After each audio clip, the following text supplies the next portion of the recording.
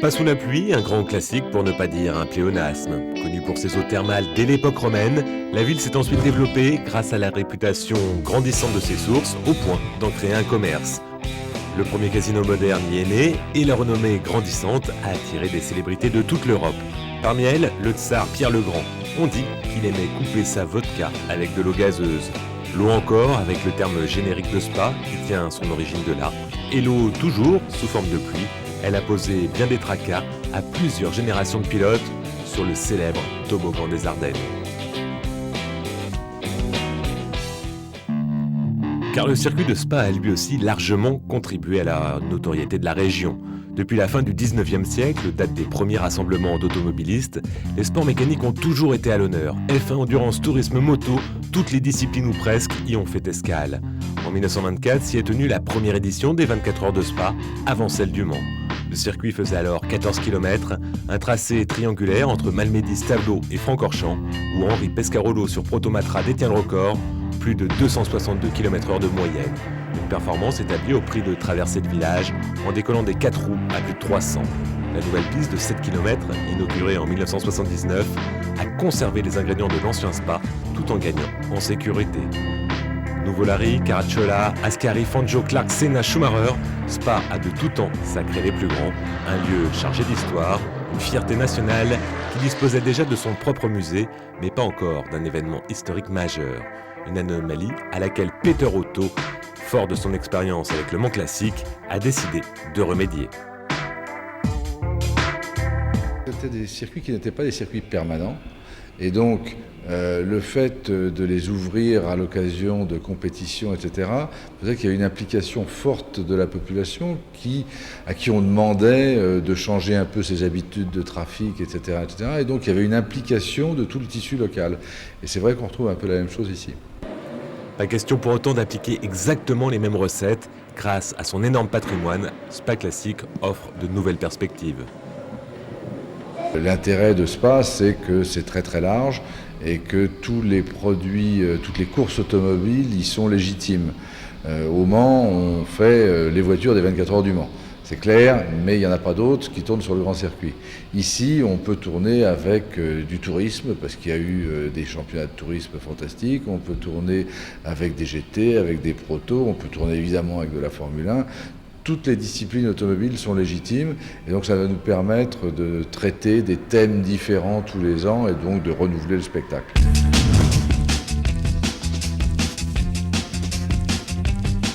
Une grande fête automobile à vivre en famille avec des animations, des paddocks à thème, un grand rassemblement de clubs et bien sûr de la compétition non-stop avec pas moins de 6 plateaux. Par ordre chronologique, le Trofeo Nastro Rosso ouvert aux GT sportifs d'origine italienne, produite jusqu'en 1966. Le 60s Endurance accueillant les GT sportifs d'avant 66 de toute nationalité, ainsi que les Barquettes Sport d'avant 63. Le classique Endurance Racing, autrement dit les GT, prototypes et voitures de tourisme, nés entre 66 et 79. En 8 ans d'existence, ce plateau est devenu une référence européenne voire mondiale, tant en termes de qualité que de quantité. Grosse affluence pour le challenge ASAV regroupant les voitures de tourisme et de grand tourisme homologuées entre 47 et fin 76.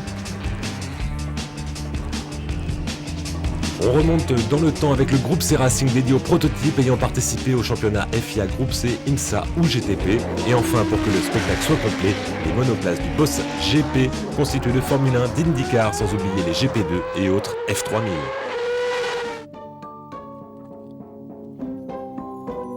Programme alléchant, mais avant d'entrer dans le vif du sujet, place à l'ouverture officielle de la première édition de Spa Classic, vendredi 27 mai, avec un dîner de gala organisé au Drivers Club, installé dans les salons de l'Eau Rouge, au pied du Rédillon, où se trouvait jadis une ancienne douane, prussienne jusqu'en 1871, allemande jusqu'en 1920.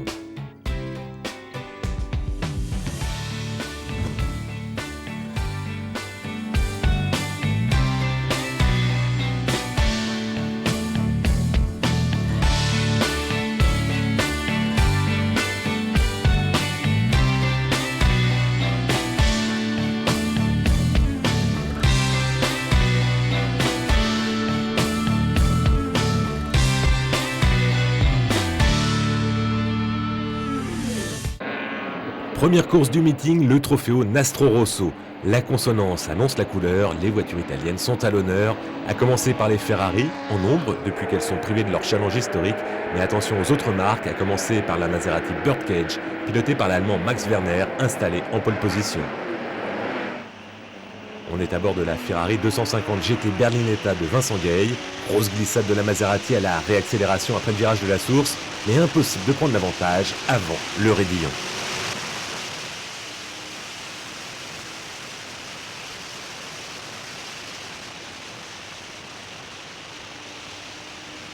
En revanche, dans la longe qui mène à la chicane des Combes, la Ferrari fait parler la puissance de son V12 avant de porter l'estocade au freinage pour se porter en tête.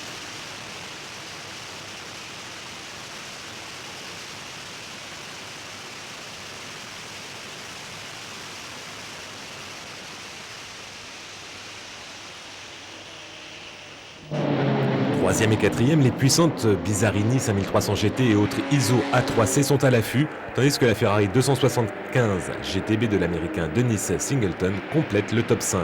Au deuxième passage, c'est au tour de Vincent Gay d'y aller de sa figure de style à la source. La sanction est immédiate, Max Werner et Michael Elrich le dépassent.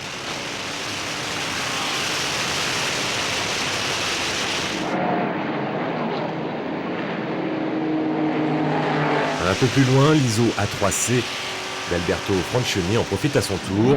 Nouveau changement de leader, c'est maintenant la Bizarini d'Elrich qui est en première. Mais ça reste indécis en ce qui concerne les 5 voitures de tête. Comme vous pouvez le constater, même si le fair play est une règle d'or, la compétition est intense. Vous l'avez remarqué, une inquiétante fumée émane de la belle italienne de Michael Elrich. Pour l'instant, ça tient, mais un passage par les stands semble inéluctable. Elrich est désormais suivi par l'ISO d'Alberto Francioni et la Ferrari de Vincent Gay. La Maserati de Werner n'est plus que quatrième, en proie à des soucis mécaniques. Elle ne va pas tarder à abandonner. C'est ensuite au tour de Francioni de prendre les commandes, mais son ISO semble pour le moins instable au freinage. Conçu par le même Giotto Bizarini, l'ISO et la Bizarini constituent la représentation d'une Ferrari 250 GTO améliorée selon leur créateur. Une 250 GTO dont il avait lui-même assuré une partie de l'élaboration avant qu'une révolte de palais ne l'éloigne de la firme de Maranello. Animée d'un moteur Chevrolet gavé de puissance, les voitures avaient remporté la victoire de classe à Sebring et au Mans en 1964. À Spa en 2011, elle se montre toujours aussi rapide mais moins fiable que la Ferrari Berlinetta qui revient au commandement dans un style spectaculaire. Un peu plus loin, Virginie Marie, la seule féminine du plateau, bataille au volant de son Alfa Romeo Giulietta SZ. Elle arrivera finalement à bon port en 17e position. Fin de course sans histoire pour Vincent Gay. Au terme des 45 minutes, il s'adjuge la victoire avec une marge de plus de 24 secondes sur Alberto Francioni et 44 sur la Ferrari 275 GTB de Dennis Singleton David. Un résultat qui dépasse ses espérances.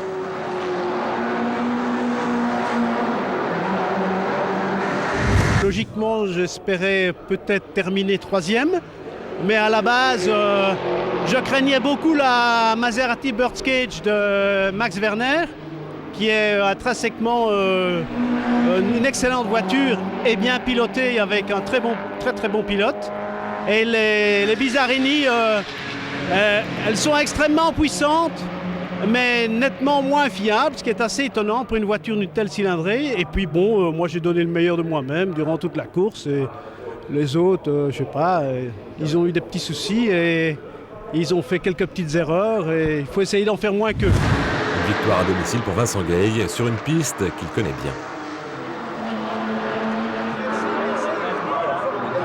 J'y ai roulé à l'époque dans les années 70. À l'époque du grand circuit de 14 km, ceci dit, il est différent aujourd'hui, mais il reste toujours aussi mythique et j'ai toujours autant de plaisir à venir rouler ici. On passe à la seconde course avec une grille de départ établie en fonction du résultat de la première. On prend le départ depuis la 4e ligne à bord de la Ferrari 275 GTB de Jérémy Lansfert, avec à notre droite la Bizarini de Michael Elrich dont il va falloir suivre la remontée.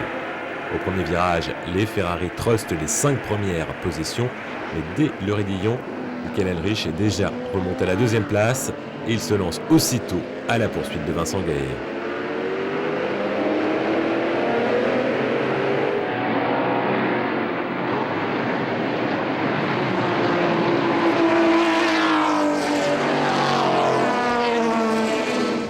copilote Jeremy Lansvert est pour sa part 8e. Il va gagner une place en prenant le meilleur sur la Ferrari 250 GT Berlinetta de Christian Dumoulin.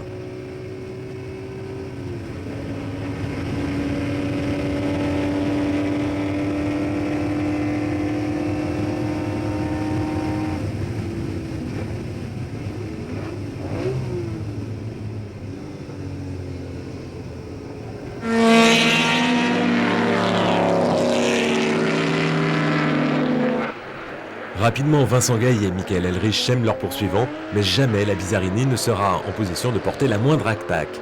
L'écart va même s'accentuer au fil des tours. À l'époque, Heinz-Ulrich Wielsmann, qui a permis à la 250 GT Berlinetta de se faire une renommée internationale, la disait docile comme un amour d'été, le plaisir absolu sur 4 roues. Aujourd'hui encore, à la portée de quelques heureux élus. Vincent Gaille fait partie de cela. Dans un style toujours aussi impeccable, il s'en va cueillir sa 2e victoire et faire ainsi carton plein. Partenaire de choix pour ce Spa Classique 2011.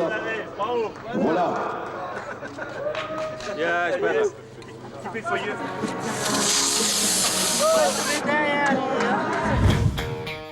C'est une constante dans tous les événements organisés par l'équipe Peter Auto, les clubs sont à l'honneur. Une place centrale leur est réservée. Lotus, Porsche, Aston Martin, Triumph, Ferrari, MG. Au total, plus de 500 voitures installées dans les allées de Spa-Francorchamps, de manière à ce que les spectateurs assistent à une exposition aussi majestueuse qu'éphémère. En prime, pour les participants, la possibilité de prendre la piste et découvrir le tracé mythique au volant de leur propre voiture.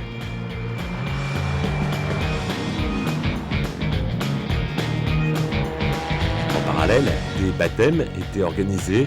Au choix, Ferrari 458 Italia ou Nissan GT-R, propulsion ou traction intégrale, mais plus de 500 chevaux, un minimum pour offrir un maximum de sensations.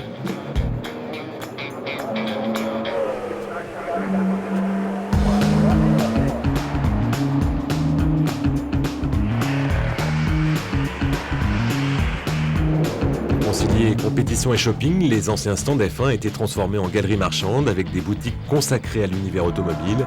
Difficile de ne pas céder à la passion et à la bonne humeur ambiante, même pour un habitué des circuits, totalisant entre autres la bagatelle de 109 départs en Grand Prix F1. C'est un jour exceptionnel, il ne pleut pas à Spa aujourd'hui, on est entouré de voitures mythiques.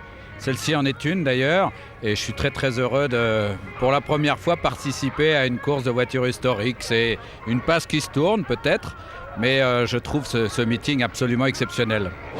Nouvelle discipline pour Philippe Alliot et donc nouveaux automatismes à acquérir. Il est sûr que ça n'a rien de comparable avec une voiture moderne.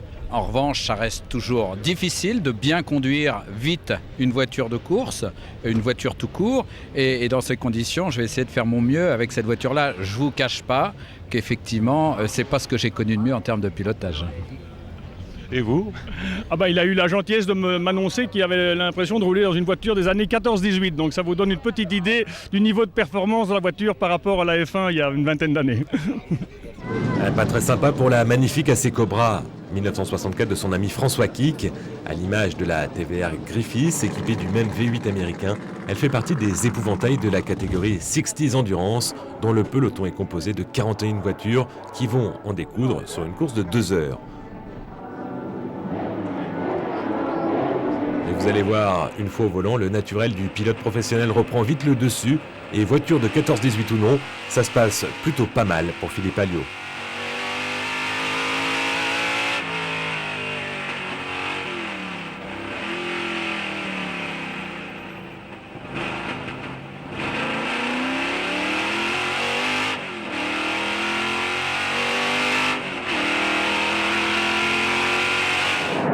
Il ne lui faut que quelques centaines de mètres pour passer de la 6e à la première place et emmener un peloton qui ne manque pas d'allure.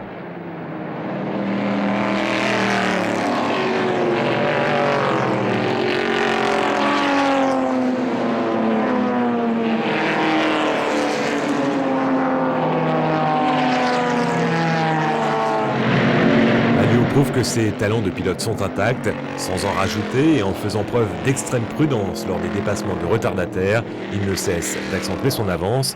alors que derrière lui, la lutte est sévère entre la TVR Griffiths de McLaren et l'AC Cobra du Gunholz, le Poleman.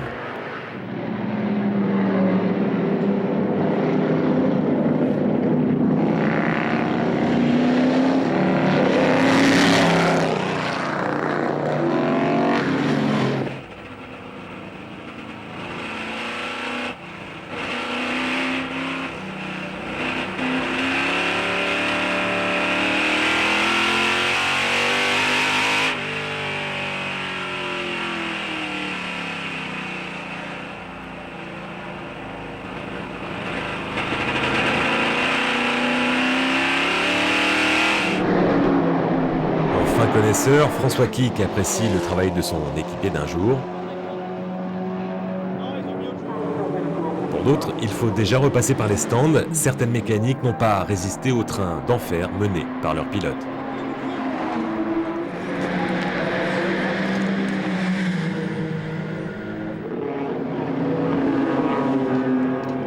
Bien souvent, cela se règle avec le talent des mécaniciens et la course peut continuer. Ce ne sera malheureusement pas le cas pour Philippe Alliot. Dans le 14e passage, alors qu'il disposait de 10 secondes d'avance, il doit s'arrêter. Plus que la déception, il retiendra que cette première expérience en course historique l'a définitivement emballé. Because it's always difficult to be quick and to be quiet, to be safe. C'est toujours sympa de toute façon de faire une course quelle qu'elle soit. Là, j'avais une voiture extraordinaire. Malheureusement, on a un petit problème récurrent qu'on a déjà eu hier sur un défaut de fabrication sur les pièces de culbuteur. Donc voilà, c'est quasiment l'abandon. Mais je me suis bien amusé. Il faut s'adapter. C'est pas évident de conduire des voitures, comme je disais tout à l'heure, qui sont plutôt type 14-18 que modernes d'aujourd'hui. Mais il faut faire avec et c'est ça la difficulté. Et donc voilà, et puis vous savez, moi, vous me mettez dans n'importe quoi. La passion est toujours dans mes veines, dans mon sang. Et je m'amuse, je suis comme un enfant là. Au classement, la Cobra d'Ansu Gunholz a récupéré le commandement devant une autre AC Cobra, la numéro 3, et la TVR Griffiths de Sean McInerney, alors que l'on approche de la fenêtre des changements de pilote.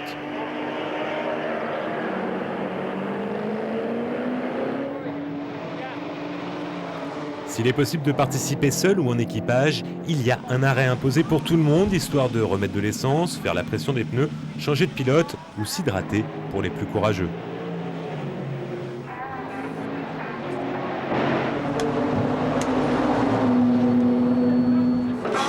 Chaud.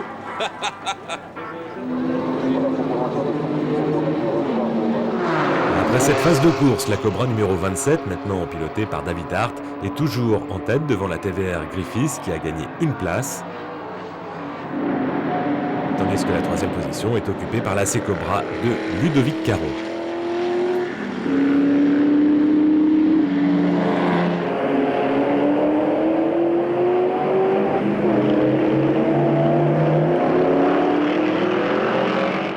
L'indice de performance permet aux voitures les plus anciennes et aux petites cylindrées de se mettre en valeur.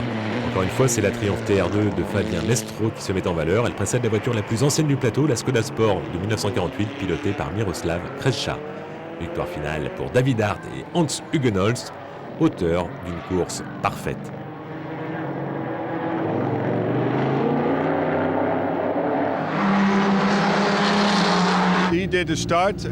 Il a pris le départ et Philippe Alliot a filé avant de casser son moteur.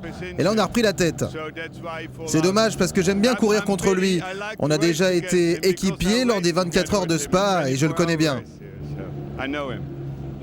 Au début, on avait beaucoup d'essence, plus de 140 litres, donc la voiture était très lourde.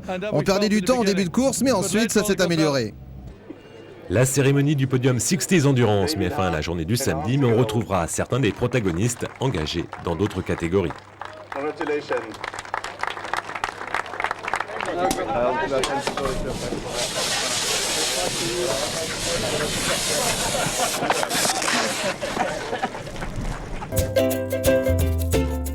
Comme lors des 2 dernières éditions du Mont Classique, les pilotes en herbe âgés de 7 à 12 ans sont devenus des acteurs de la manifestation. Après des séances d'essai sur un circuit tracé à l'intérieur du paddock, où ils ont bénéficié des précieux conseils des moniteurs, la relève était fin prête pour parader sur le vrai circuit.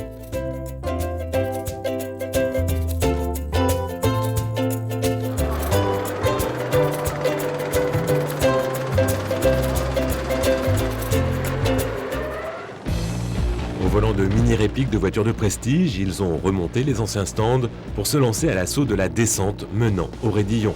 De quoi éveiller des vocations, comme en témoignent les larges sourires sur les visages des bambins au terme de la parade Little Big Spa.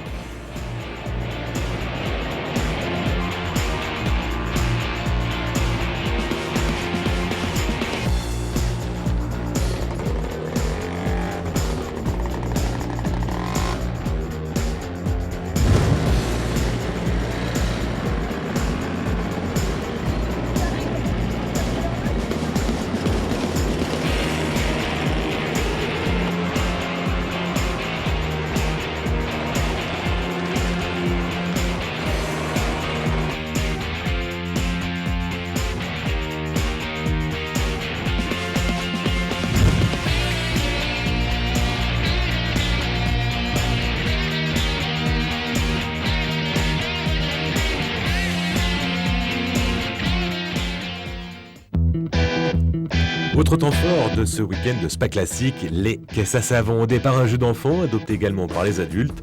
Caisse en bois ou cigare, en solo ou en tandem, peu importe le flacon, pourvu qu'il y ait l'ivresse. Uniquement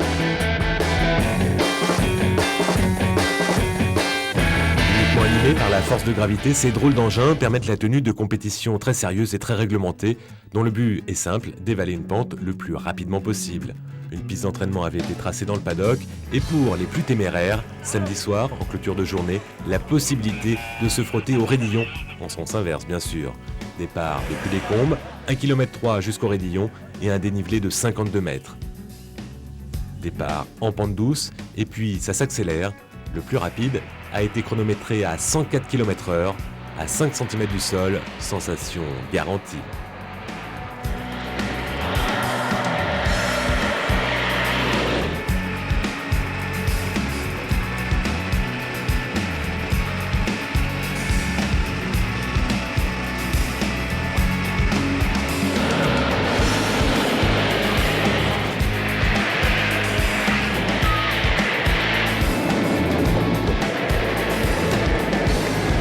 Plaisir ouvert à tous les jeunes de 7 à 77 ans.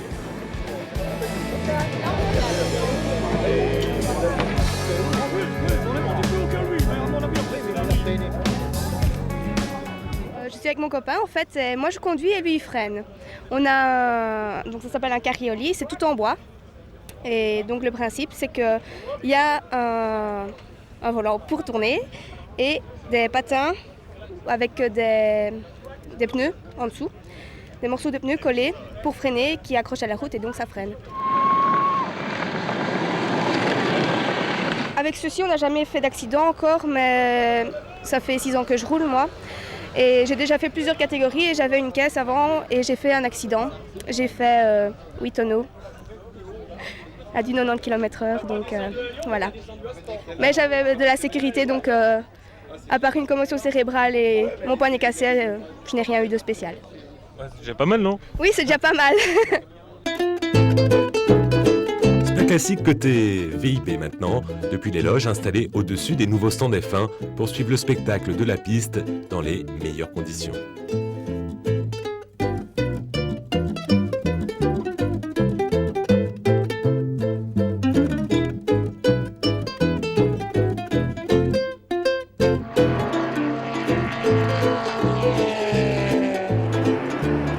Impliqué dans l'univers des courses automobiles historiques, Audemars Piguet ne pouvait rater pareil événement en tant que co-sponsor principal et chronométreur officiel. L'occasion pour l'horloger d'afficher son goût pour l'excellence, qu'elle soit sur circuit ou au poignet. Il y a une alliance naturelle entre l'automobile et la mécanique de nos montres. C'est les mêmes passions, c'est le même goût de l'artisanat bien fait. Hein. J'aime bien dire c'est de l'art appliqué. Vous voyez, une œuvre d'art voilà, qui marche. Hein. Et en fait, on est très liés dans les émotions et dans les passions. Donc, c'est une alliance naturelle. Est-ce que vous êtes inspiré par de tels événements? On voit qu'il y a des productions nouvelles liées à ça. Et comment ça vous inspire et comment ça se produit? Bien entendu, il y a toujours une charge émotionnelle qui nous permet de faire de belles choses, de nouvelles choses. On est toujours en train d'explorer de nouvelles voies qui auraient pu être explorées il y a 100 ans, mais c'est un défi intellectuel en fait, de faire des choses de manière mécanique, très bien, de beaux objets qui suscitent une émotion folle. Une philosophie visiblement très largement partagée.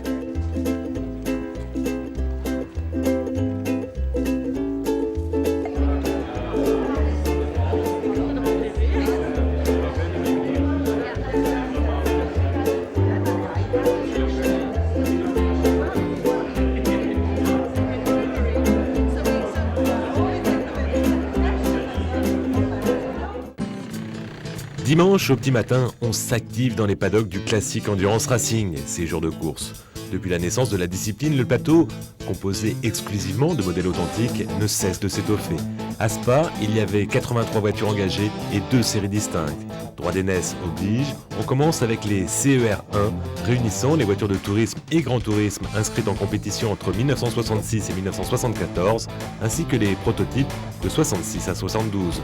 Parmi tous les préparatifs pour éveiller les mécaniques, il en est un qui étonne, ou plutôt détonne, celui de la Homette TX de Xavier Micheron, un prototype animé d'un moteur d'hélicoptère, un engin pour le moins original, à mi-chemin entre l'automobile et l'aéronautique.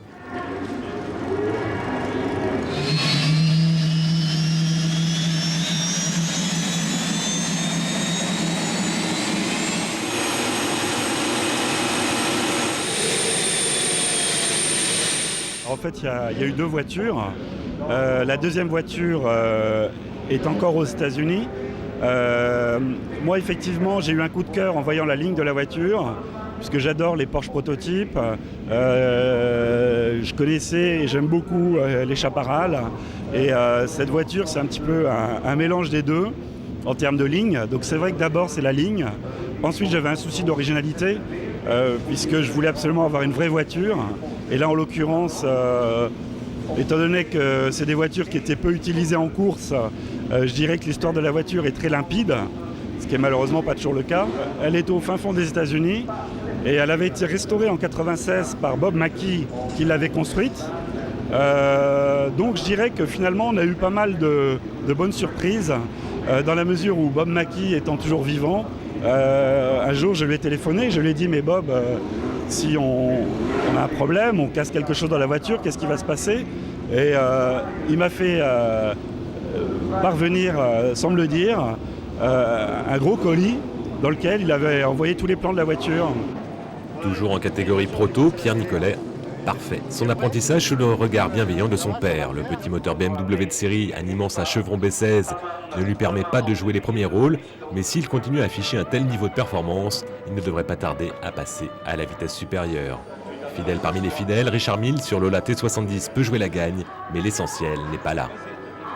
Ce sont des voitures qui nous ont tous fait rêver. Ce sont des voitures, bien sûr, qui vont très vite, mais qui ont, pour beaucoup d'entre elles, été aux mains de pilotes de légende. Donc c'est très agréable, il y a tout un rêve, tout un mythe qui se crée autour de ça. Ces circuits sont merveilleux. Bon, en plus aujourd'hui, bien sûr, il y a la sécurité en plus. Et c'est un cadre parfait pour s'amuser et puis rêver. Il y a effectivement de quoi rester songeur sur la prairie, tant le plateau est somptueux, un émerveillement partagé par tout le monde.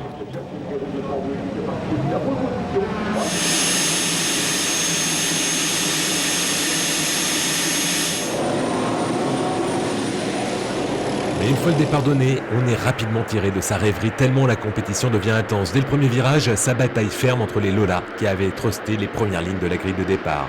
Pour l'instant, celle de Bernard Tenner et Claude Naum tient bon, mais David Hart, victorieux la veille en 60s Endurance en compagnie d'Hans Hugenholz, se montre pressant. Pierre-Alain France, 3e, surveille l'explication de près, tandis que la première non-Lola est 5e. Il s'agit de la Chevron B16 d'Olivier Casalière. La catégorie GT, quant à elle, emmenée par la Ford GT40 numéro 12, que se partagent les mêmes Bernard Tenner et Claude Naum, qui pilotent également la Lola de tête. À la fin du premier tour, David Hart émerge en tête, poursuivi par Tenner Naum et France. Le proto 2 litres, Olivier Casalière se bat avec les 3 litres, tandis que la Ford GT40 de pointe devance une poignée de prototypes.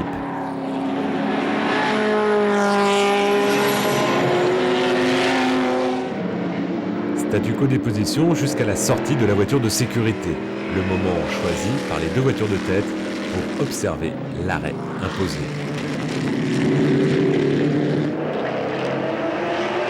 Une stratégie a priori logique, si ce n'est que la fenêtre n'est pas encore ouverte. David Hart, le leader, repartira aussitôt avant de s'arrêter une seconde fois, tandis que Tunner et Naum resteront immobilisés plus longtemps. La bonne affaire pour Pierre-Alain France qui se retrouve premier.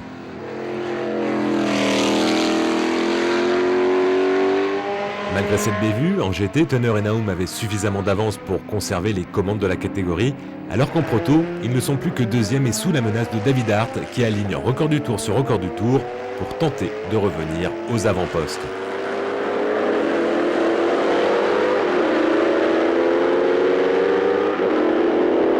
Une fois revenu en deuxième position, Hart se lance à la poursuite de Pierre-Alain France qui finira par dépasser dans le 18e passage avant d'aller cueillir sa 2e victoire du week-end.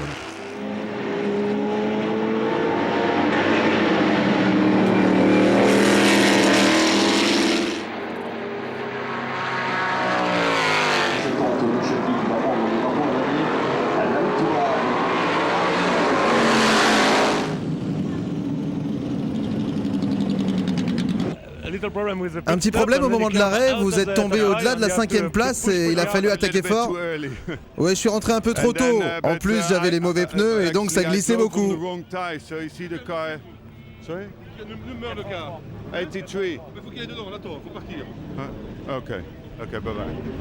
On n'en saura pas plus, les commissaires belges sont intransigeants, David doit aller sabrer le champagne sur le podium, pas plus tard que tout de suite.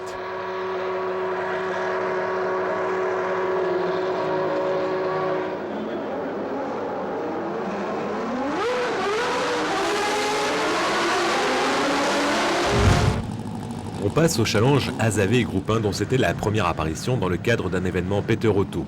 Parmi les 55 voitures au départ, une monstrueuse Plymouth Emikuda en imposait tant par ses dimensions que par ses caractéristiques. 1800 kg, 550 chevaux grâce à un V8 de 7 litres et des freins qu'il convient de ménager, même pour une course de 80 minutes. C'est une Plymouth Emikuda qu'on a construit d'après le modèle de Bertinchamp et de Croy, qui avait couru ici aux 24 heures de Spa en 73, 74 et 75. Et c'était un peu pour rendre hommage à ces gens un peu fous de l'époque. Donc on a construit cette Plymouth Emikuda. Alors à l'époque, elle n'a jamais terminé parce qu'une fois le pilote est tombé malade, après il y a eu un problème mécanique et la 3e année, elle a eu un accident. Donc c'est un peu l'éternelle malchanceuse. Bon, on espère qu'on va pouvoir conjurer le sort aujourd'hui. L'objectif de Christophe Schwartz est clair, finir la course sans chercher à se mesurer aux Porsche 911 qui ont dominé les essais.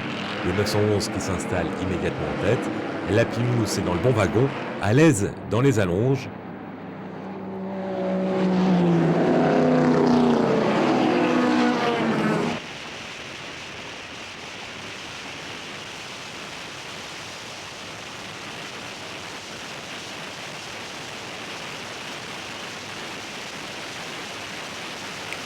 Un peu moins dans les freinages et les parties sinueuses.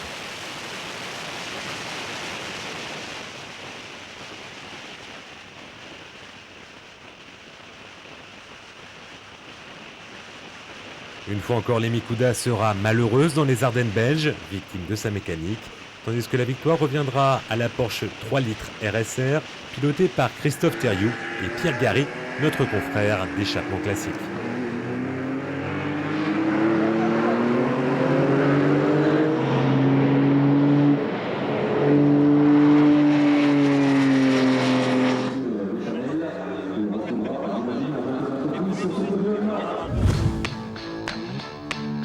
On poursuit notre remontée dans le temps et on reste chez Porsche avec le CER2 qui accueillait une toute nouvelle merveille, une 935 Moby Dick.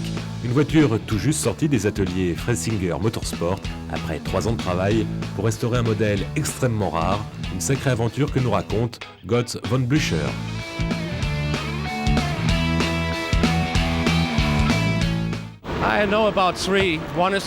Il y en a eu 3.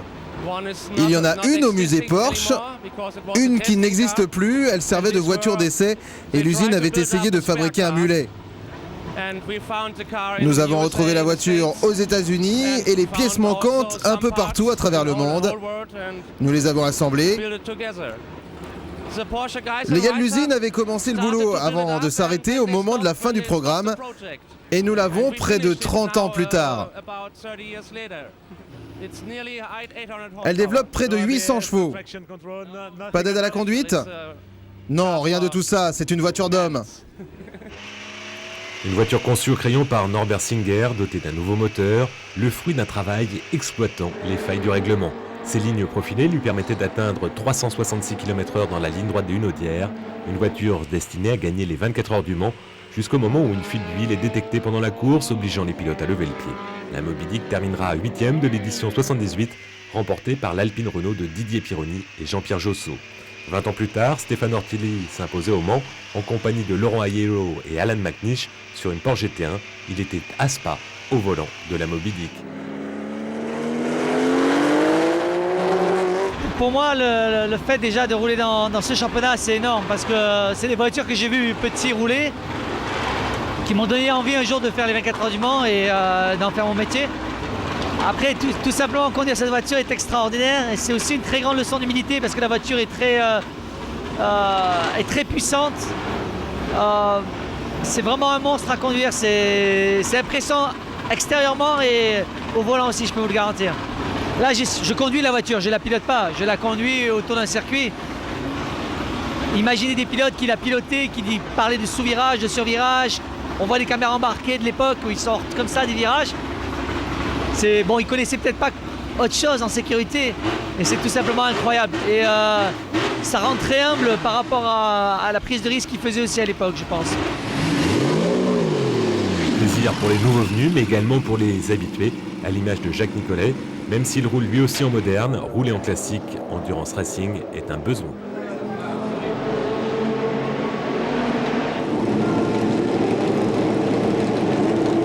L'historique, c'est par là que j'ai commencé la compétition il y a un peu plus d'une dizaine d'années. Donc pour moi, c'est mes origines. Donc c'est important. Il y a beaucoup de plaisir à venir sur ces courses historiques avec aujourd'hui les plateaux, vraiment un plateau exceptionnel sur le CER. Donc il y a à la fois le plaisir de retrouver des amis, de très très belles autos, et puis de rouler dans ces voitures-là. C'est un plaisir qui est différent par rapport aux modernes. Les enjeux ne sont pas les mêmes. Et voilà, on a beaucoup de plaisir. Et puis là, maintenant, j'ai aussi le plaisir de rouler avec mon fils. Alors, on ne roule pas dans la même voiture, mais on roule dans la même compétition. Donc, c'est vraiment un grand moment de bonheur, quoi. Plus étonnant encore, les pilotes de rallye débarquent dans la série, à l'image de Patrick Henry, champion de France 2007, avec une Peugeot 307 WRC. Il a succombé au charme du CER, auquel il participe au volant de cette Rondeau 379C de 1979. Là, on a monté un petit team avec la Rondeau pour s'occuper de voitures anciennes et modernes, donc à Chennevières où je travaille. Donc c'est super sympa, les voitures françaises. Donc on est vraiment super content de conduire ça, surtout à Spa. On a roulé au Mans Classique l'année dernière déjà, première course, et puis là on commence un début de championnat pour voir un petit peu. 7e place à Navarra, la première du championnat, donc c'était plutôt pas mal. Et on va essayer de progresser, de bien comprendre la voiture pour pouvoir progresser, quoi. C'est bien, ça doit vous rappeler un peu, il y a des arbres, il y a la forêt, ça vous rappelle un peu votre métier, le vrai. Ouais, mais la route est encore un peu large, hein. Du beau monde, de belles voitures, du beau temps, tous les ingrédients sont réunis pour assister à une belle course. En pôle, le pilote belge Loïc Domans sur Proto Zella PA4 a bouclé un tour à plus de 173 km/h de moyenne. À ses côtés, Patrice Lafargue sur Lola T298 BMW, Michel Quignou également sur Lola est 3e, alors que Jacques Nicolet, le leader du championnat et sa Golf Mirage M3 sont 4e. Logiquement, les protos font la loi.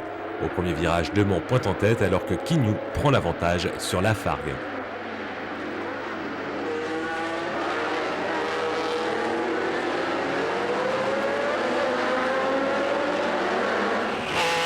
Seulement 30e sur la grille de départ, la Ferrari 712 du londonien Paul Nafil n'est pas à sa place. Elle fait parler la puissance de son moteur de 800 chevaux d'entrée de jeu.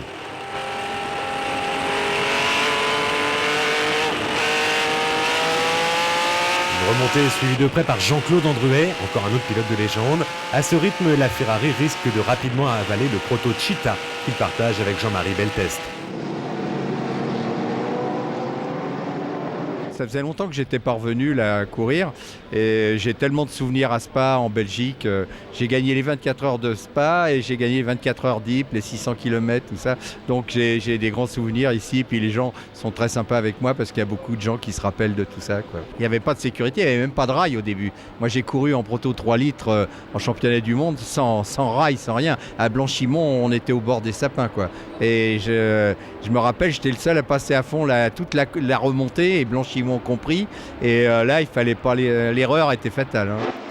À l'aise en rallye, circuit ou course de côte, Jean-Claude Andruet a triomphé sur tous les terrains et vibre toujours autant pour le sport auto. On revient à la course, demain mène devant Quignou. Nicolet est remonté 3e, la catégorie GT est pour l'instant menée par la Porsche 935 de Fauveny qui réalise l'exploit de précéder la Ligier JS3 de Jean-Marc Lucot.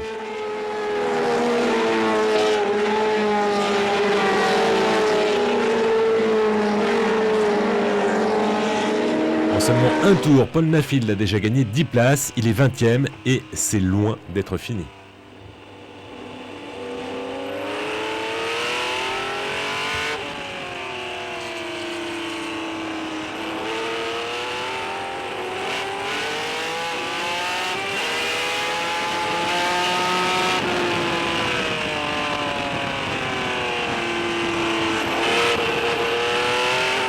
Encore 11 positions gagnées pour la Ferrari 712 dans la deuxième boucle.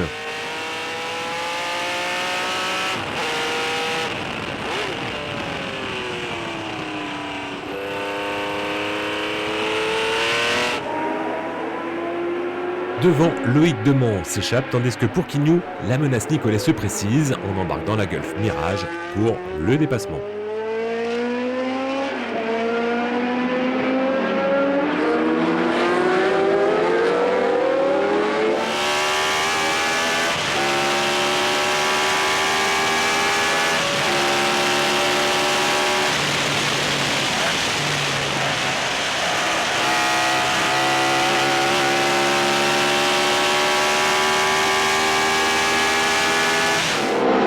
GT, les Porsche 935 sont à la fête, enfin surtout les versions courtes, car la Moby Dick de Stéphane Ortelli est victime d'un problème de turbo.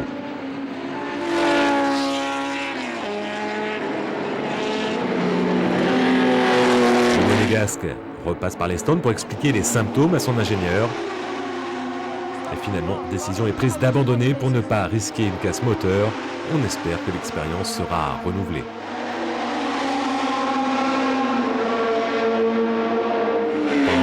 Loïc Demont a également dû renoncer suite à un problème de moteur sur son Ozella. Jacques Nicolet est le nouveau leader. Il est parmi les premiers à observer l'arrêt imposé.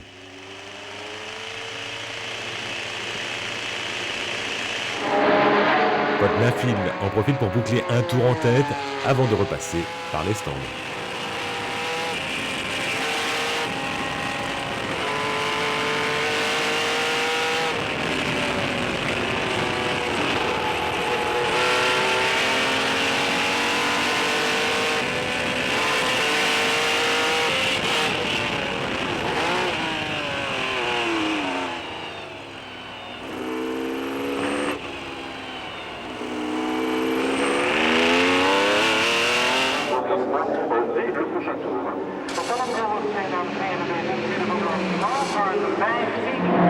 À son retour en piste, Nafil compte une vingtaine de secondes de retard sur la Mirage de Jacques Nicolet qui semble s'acheminer vers sa deuxième victoire d'affilée.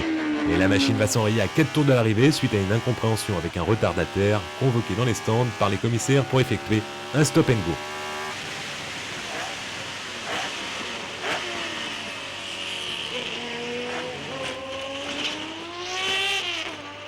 C'est l'abandon pour Jacques Nicolet et une voie royale s'ouvre pour Paul Nafil. En GT, Jean-Michel Martin sur Porsche 935 est en route vers une nouvelle victoire sur son circuit fétiche avec un tour de retard sur Paul Nafil, pas déçu d'en finir. C'est dur, c'était dur. La voiture est très lourde. Elle fait chaud maintenant. Patrice Lafargue et Frédéric Darocha complètent le podium proto, tandis que les vainqueurs du GT sont plus loquaces. Pas un grand pilote, hein, je plutôt du côté mécanique, mais c'était très très sympa de participer aujourd'hui, spécialement avec Jean-Michel, que je remercie vraiment de tout cœur parce qu'on s'y attendait pas, on a récupéré cette auto comme elle était, et puis il roule, on a fait ce qu'on a pu sur place, et ça s'est vraiment très bien fini, super. On a bien géré la course, mieux qu'on pouvait, sans point de risque, surtout rallier l'arrivée. Vous avez été humble, donc des victoires en GT c'est peut-être la première, mais en tout, si on compte les victoires en tourisme. Ah ben, en tourisme, j'ai la chance d'avoir gagné 4 fois les 24 heures de Francorchamps, donc c'est vrai que le Raidillon, je le connais par cœur. Et sinon, j'ai eu l'occasion de rouler dans beaucoup de voitures, Formule 1 ici, encore une groupe C tout à l'heure. Et ça reste un très très grand circuit, quelle que soit la voiture avec laquelle on roule. Marc Dissien-Bental et Jean-Michel Martin ont précédé la Ferrari 512 BBLM de John Ofby et la 935 de Michael Foveni, premier leader.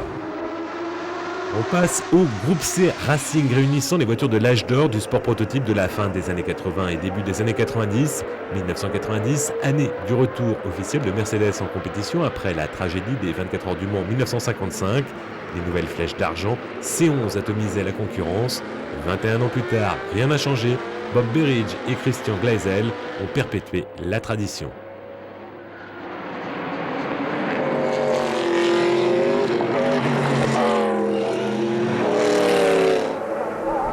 La course d'une heure impose un arrêt ravitaillement. À l'époque, la consommation de ces monstres de près de 1000 chevaux était gargantuesque. Bob Berridge, victime de sa mécanique en fin de course, va laisser le commandement à Christian Gleisel. Gleisel dispose de près d'un tour d'avance sur le japonais Katsu Kubota, deuxième au volant d'une Nissan R90C. Ferdinand de Lesseps, ancien champion du monde de la catégorie C2, termine troisième avec une Spice. Victoire assortie du meilleur tour en course pour Christian Gleisel, visiblement éprouvé à sa descente de voiture.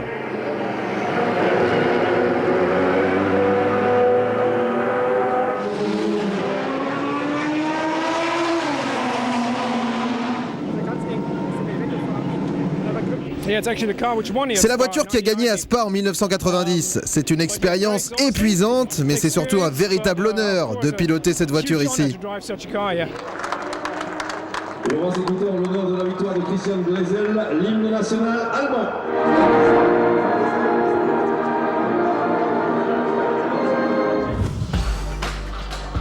On termine notre tour d'horizon avec les monoplaces du Boss GP, une série créée en 2009 par 4 copains hollandais désireux de faire sortir les anciennes F1 et autres monoplaces de série internationale des musées. Une spécialité hollandaise donc, comme en témoigne le fabuleux duel que se sont livrés Klaas Zwart et Marijn van Kalmthout, tous deux sur Benetton de 1997. Cette année-là, avec la même voiture, Jean Alesi avait réalisé le deuxième temps des qualifications en 1 minute 49 secondes, 759 millièmes, derrière Jacques Villeneuve, le futur champion du monde. 2 minutes, 1 seconde, 936 millièmes pour Van Kalmthout, le poleman, mais difficile de comparer les performances. Le circuit est moins rapide avec la nouvelle chicane de l'arrêt de bus et surtout, les Benetton ne sont plus motorisés par le Renault de l'époque, mais par un V10 Judd de 4 litres. Quoi qu'il en soit, rouler à plus de 200 km/h de moyenne reste une performance plus qu'honorable. Victoire de Klaas Zwart lors de la première manche, avant la revanche programmée le lendemain. Avec une grille de départ établie en fonction des résultats de la première course, Zwart dispose d'un sérieux avantage, mais la détermination de Marijn van Kalmthout va faire la différence. Kalmthout, avec la Benetton aux couleurs d'origine, établit rapidement la jonction,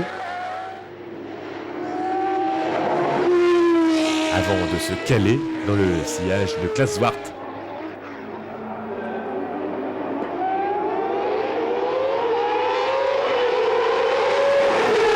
La première tentative sera un peu trop optimiste.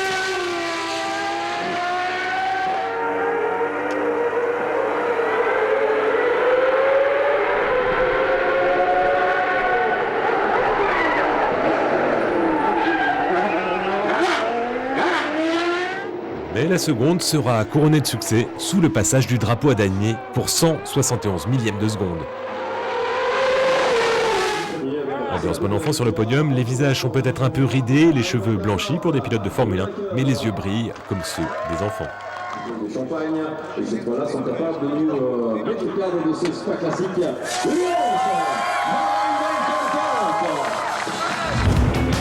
Voilà, il s'agissait de la première édition de Spa Classique, un rendez-vous inédit disputé sous les yeux de quelques 10 000 spectateurs, ravis du spectacle offert aussi bien sur la piste que dans le paddock. Une manifestation qui va perdurer. Pour 2012, l'équipe Peter Auto promet un Spa Classique encore plus beau, encore plus grand, alors vivement l'année prochaine.